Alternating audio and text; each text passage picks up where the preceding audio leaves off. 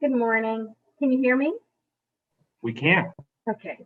Thank you so much to the chairs, Senator Lesser and Representative Wood, to the ranking and committee members of the Insurance and Real Estate Committee. Thank you for the opportunity to testify before you today in support of House Bill 6387, an act concerning living organ donor insurance discrimination. I'm Representative Tammy Exum, and I represent the 19th District, which includes portions of West Hartford, Avon, and Farmington. Last year, I was introduced to two West Hartford residents, Robin Gilmartin and Diane Mack. They are living kidney donors, and they shared with me information on insurance discrimination and wanted Connecticut to join other states in enacting this legislation. Together, we worked to bring this to the Insurance Committee, where it unanimously passed out of the committee, and then came COVID, and so we began again. This is also a personal issue for me. My mother died from renal failure, and acquiring a kidney could literally have saved her life. I see organ donors as selfless heroes. Let's put an end to any punitive insurance measures against donors. Today, Robin and Diane are unable to join us, but have submitted testimony. Sheila Sokolsky of Avon did as well, but she gave me permission to share her testimony for your consideration.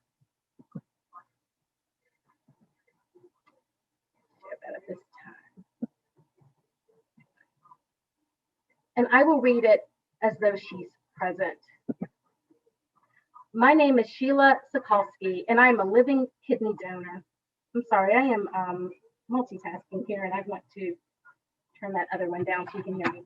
My name is Sheila Sokolsky, and I am a living kidney donor who donated my left kidney on July 25th, 2018 to Debbie Lanigan. I did not meet Debbie until after I had been approved to be her donor. I learned about Debbie's need for a living kidney donor through my longtime friend and work colleague, Erin Concepcion. Debbie is her childhood friend who has polycystic kidney disease and was diagnosed with renal failure after the birth of her son, Matthew, who was born just 1 month after my youngest daughter, Clara. I never had any health issues and could not imagine not being healthy enough to actively participate in my children growing up. The process to be approved as a living organ donor is extensive. Blood tests and kidney function tests, in addition to body scans, are all conducted to ensure the donor is in optimal health. Studies show that the average life expectancy of a living organ donor is longer than the average life expectancy, not due to the donation itself, but due to the fact that you have to be in such good health to donate. From the time I left the hospital after surgery, my creatinine levels have never been above the normal range, despite having only one kidney.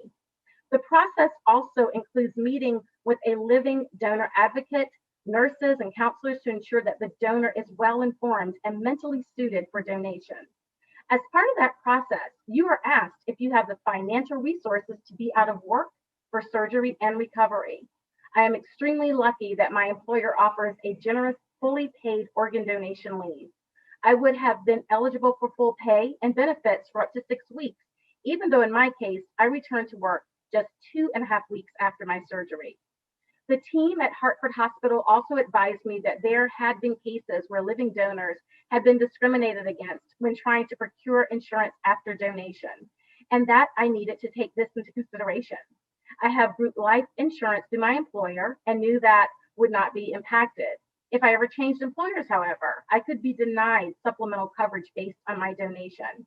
As a precautionary measure, I took out an additional individual term life policy in an amount equivalent to the amount of group coverage I have to ensure my family was protected in the case that I left my current employer. Not all potential donors have the financial resources to take this step that I did. David Seltzer of Maryland, who is a military veteran, was deployed multiple times to Iraq and Afghanistan after he donated his kidney to his mother in 2007. Following his donation, but before these deployments, he applied for a life insurance policy only to be denied coverage for Monumental Life. His declination letter indicated that since He only had one kidney. He did not qualify for life insurance and was considered a health risk. I am sure you can imagine how devastating this was for David, even though he would never change his decision to save his mother's life. My recipient, Debbie, is now healthy, back to work as a special education teacher, and able to lead an active life with her husband and 2 children. This would not have been possible without receiving a kidney transplant. There are many barriers that prevent people from becoming living donors, but fear of not being able to procure insurance, which they are healthy enough to otherwise qualify for, should not be one of them. Thank you so much for your time. Thank you, Representative, and thank you for sharing your personal story as well as advocating on behalf of your constituents. And you're absolutely right. This was something we had voted to move forward on last year. And as with everything else before the committee, it was interrupted by a global pandemic. So I'm grateful for you lending your voice. And I know that this bill is not only just important to you, but to many other members of the General Assembly. But Representative, you've taken the lead. And so I want to give you a lot of credit for looking out for people who are organ donors and doing everything we can to promote organ donation in Connecticut. Just one question. I know we've gotten some support as well from the industry. I think they had some suggested changes the last time I checked. I believe those would work for the bill, but I just want to make sure that you've had a chance to review some what are purported to be technical changes to the proposal and make sure that they would not frustrate your goals here. I would like to review it one more time, but at this point, I'm happy with the bill that has been raised. Thank you for that consideration. Yeah, thank you. And Representative, I would note that states all across the country have done this, so Connecticut's a little bit behind the curve. But yes, absolutely. Even though folks who are organ donors may be at higher risk of complications, it's important that we're doing what we can to promote organ donation. And so this seems like a worthy goal, and I really applaud your leadership here. I see you've got a few folks with their hands up, so I'm going to turn it over to my colleague, Representative Wood. Thank you, Representative Exum, for coming and sharing your story. Please also thank your constituents for writing that testimony and really being heroes for what they did. I just kind of wanted to say this really kind of hits home for us here in the Connecticut General Assembly. And I was wondering if you could just share with everyone what has happened with our good friend and colleague, Representative Jeff Curry. Yes, I'm happy to share. Representative Jeff Curry told us over the summer that he was in kidney failure, stage 4, and that he would require a kidney donation. And he really put it out there because he was hoping someone would come forward. He became fortunate enough not to have but one person, but he had a backup in case that one did not work out and was not a match. Fortunately, he recently underwent surgery and has had a successful organ transplant for his kidney transplant.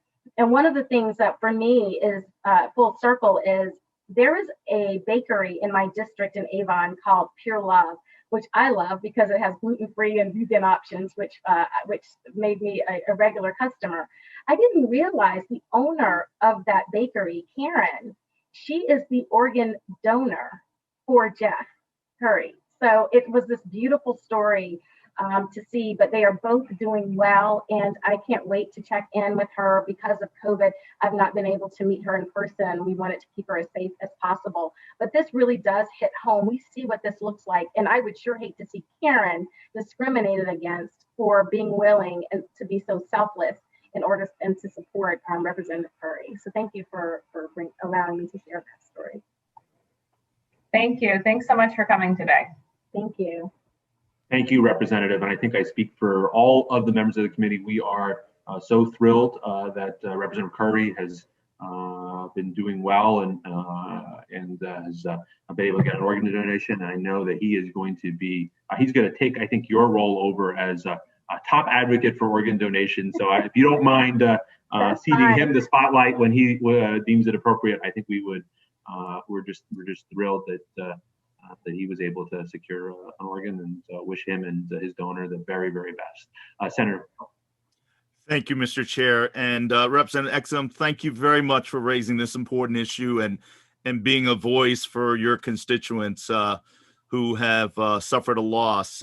And an extra credit needs to be given for the incredible resolve and courage for family members that want to honor their wishes of their loved ones after suffering a loss to take the extra effort to give life to others. And that is such a incredible endeavor of selflessness. It really needs to be lauded.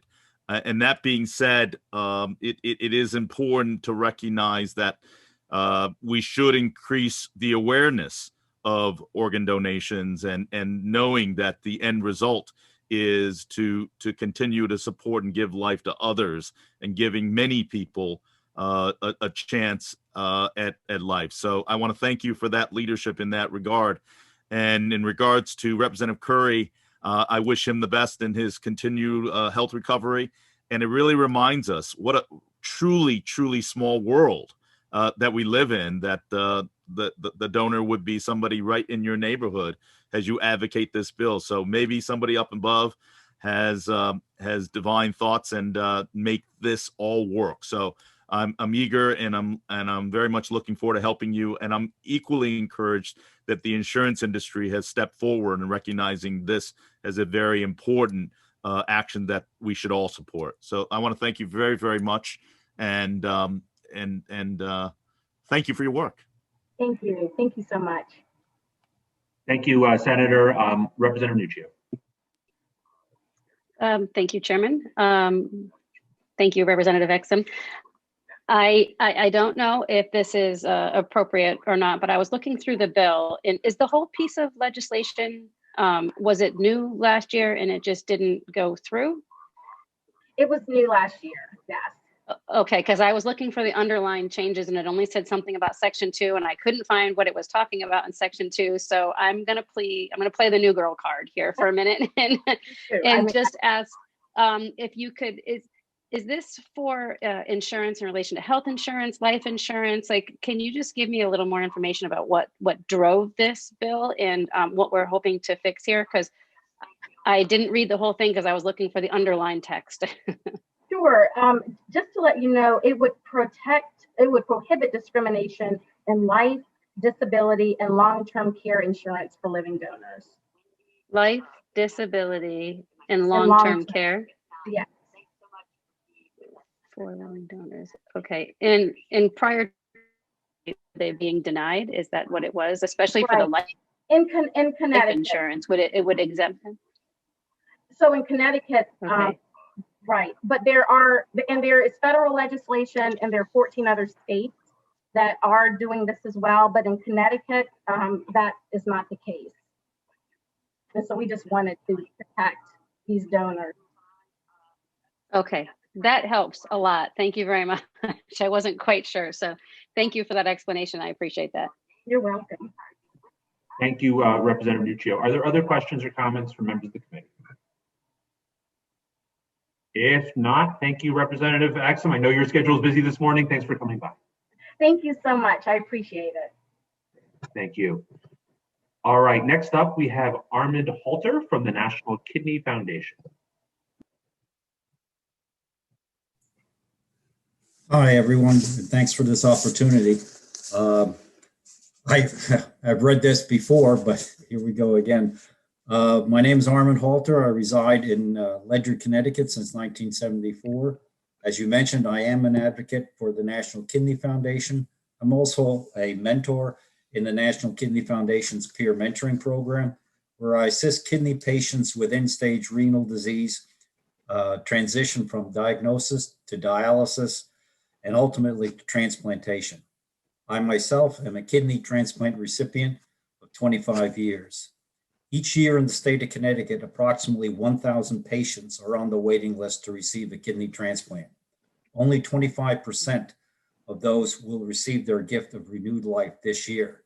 The rest will have to wait until their number comes up or they can find a living donor. Of those waiting, some 35 to 50 will pass away. Living donors are hard to come by, and many are discouraged from the donation when they are warned that they may experience discrimination by insurance companies just because they are a living kidney donor. We must do all we can to encourage living donation and help close the gap between those receiving their transplant and those still waiting. As Tammy has alluded to, many states already have living donor protection acts, 14 this year, which is up from 12 last year. The states are Arizona, Arkansas, California, Colorado, Idaho, Illinois, Kansas, Maine, Maryland, Missouri, New York, Oklahoma, Oregon, and Utah. The state legislature of New Jersey has passed their own Living Donor Protection Act, and their governor will sign it in the World Kidney Month in March. In addition to Connecticut, the states of Pennsylvania, Kentucky, and Washington have LDPAs actively under consideration. It's time for Connecticut to join their ranks. With the committee's permission, I'd like to read the example that's contained in Ned Brooks's testimony. He texted me and will not be in attendance today. May I go ahead and read a portion of his testimony? You may, sir. Yes, Ned Brooks is the founder of the National Kidney Donor Organization, and included in his presentation is that the personal experience of Garrett Hill, who is the founder and chief executive officer of the National Kidney Registry.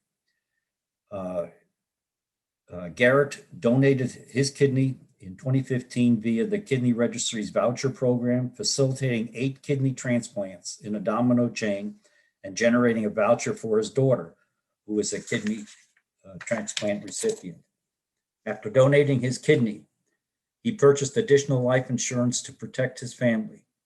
Because he only had 1 kidney, all of the life insurance underwriters dramatically increased his premiums, even though research clearly showed that living donors live longer than the general population. So donating a kidney will cost him $161,000 over the next 10 years.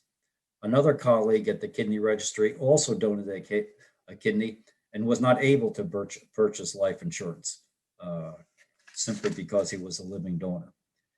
He also presents data here which shows the quotes from 6 insurance companies showing that kidney donors are exposed to premium increases from 86 to 131%. Bottom line is, we need this bill. We need to encourage more living donors. Thank you. Thank you, Mr. Halter. Thank you for your advocacy. And, it's been said that he who saves one life saves the world. And each and every living donor is making our state and our country a better place. So I'm very grateful. I think we all are, for those who step forward to save those around us. And I think this has been an unpleasant surprise for folks like the gentleman that you mentioned, who see sometimes sticker shock when they see their insurance rates drop. So I understand, I think vividly why this could be helpful. Are there questions from members of the committee? Okay, if not, thank you very much for your testimony today. Thank you.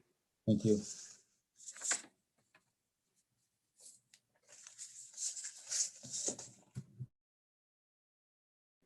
Next up, we have Ned Brooks. We heard that he was not able to join us, but I figured I would give him an opportunity just in case that had changed.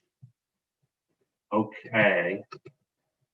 Next, we'll have Melanie Lednall from the American Kidney Fund, followed by Susan Shackman.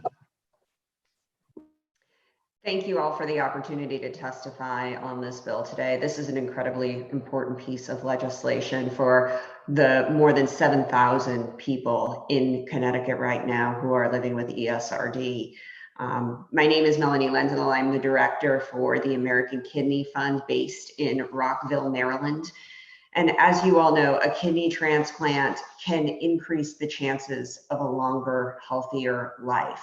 But there is a severe shortage of organs available. And that means that more than 7,000 Connecticut residents right now, as we sit here speaking, are waiting to get a kidney and have to wait, unfortunately, in most cases, for someone to die to get that deceased person's organ. unless they can find a living donor. Last year, living donors accounted for less than a third of Connecticut's 239 kidney transplants in the entire state. And this bill is incredibly important in that it can increase the number of organs available for transplant by eliminating some of these barriers that living organ donors unfortunately do have to face right now in the state, which is why we're so supportive of this legislation. Just to give you an idea, since 2018, when we started working on these bills across the country, in the bills where we've passed these pieces of legislation, we have seen an increase of about 30% in the number of people willing to become living organ donors. Unfortunately, we do have studies that show that people who donate organs experience discrimination by some insurance companies solely based on their status of living organ donors. For example, an NIH study recently demonstrated that a high proportion of kidney donors had difficulty changing or initiating insurance, particularly life insurance. And the study concluded that these practices by insurers create unnecessary burdens and stress for those choosing to donate and could negatively impact the likelihood of live kidney donation among those considering donation. And further, extensive study has actually demonstrated that people who donate a kidney are likely to live just as long as someone who doesn't donate a kidney. So there is no notable health decrease on someone's life. Donating an organ, as everyone knows, to save another person's life is just a profoundly generous act that changes not only their life, but the life of all of their family members. The gift of a kidney transplant allows patients to go back to work, to travel, to be active again, to get so much time back that they previously spent in dialysis treatments, which comprise someone's day of 4 hours a day, 3 days a week. This bill could help more kidney patients live a longer and healthier life by encouraging organ donation and providing these common sense protections for people who are willing and able to give such a life-changing gift, which is why we are so supportive of this bill and grateful to the committee for hearing this bill. And thank you again for the opportunity to speak with you two all today. Thank you, Ms. Ledenall. Thank you for your testimony. Are there questions or comments from members of the committee? If not, thank you for testifying and appreciate hearing your support.